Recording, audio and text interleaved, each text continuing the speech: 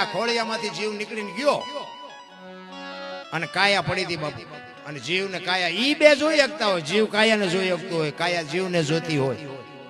આ 12 દિવસ સુધીનો આપણો જે પ્રસંગ છે ને, ગરુડ પુરાણ આપણું કહે છે કે 12 દિવસ સુધી જીવ જાય ને એના ઘર ઉપર, એના પરિવાર ઉપર, એની સંપત્તિ ઉપર 12 દિવસ આંટા મારતો હોય કે મેં મારા સંતાન માટે, મારા કુટુંબ માટે આખા દેહનો મેં ચિથરા કરી નાખ્યા.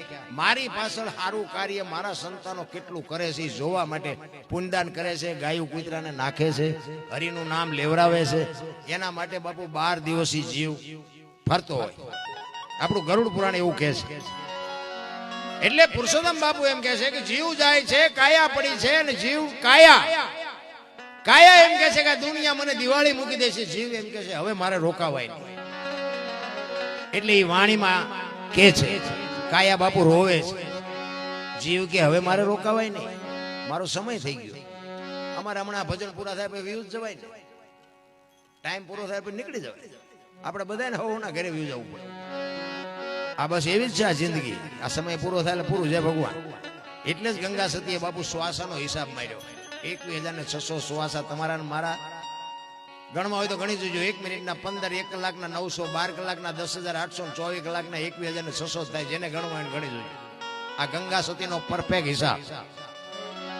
અને આ શ્વાસ છે ને, સ્વર છે ને, એ જ ઈશ્વર છે. બીજો ઈશ્વર કોઈ છે નહીં. આ બોલે એ બીજો નહીં, પરમેશ્વર છે પોતે. અકલ મઠા અવળા મથે બહાર જઈને ગોતે. આ બોલે છે ને, અવાજ આવે ને, એ જ ઈશ્વર છે. એટલે પુરુષોત્તમ કહે છે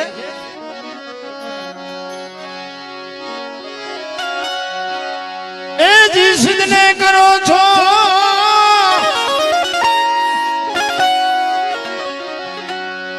એ વિલાપ કાયા રાણી સિદ્ધને કરો છો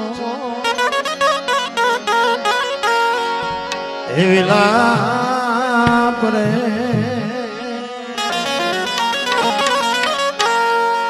તારે ને મારે હવે કાંઈ નથી.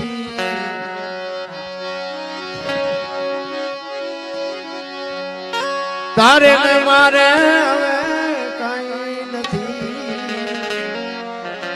કાયા રાણી જીવ રાજા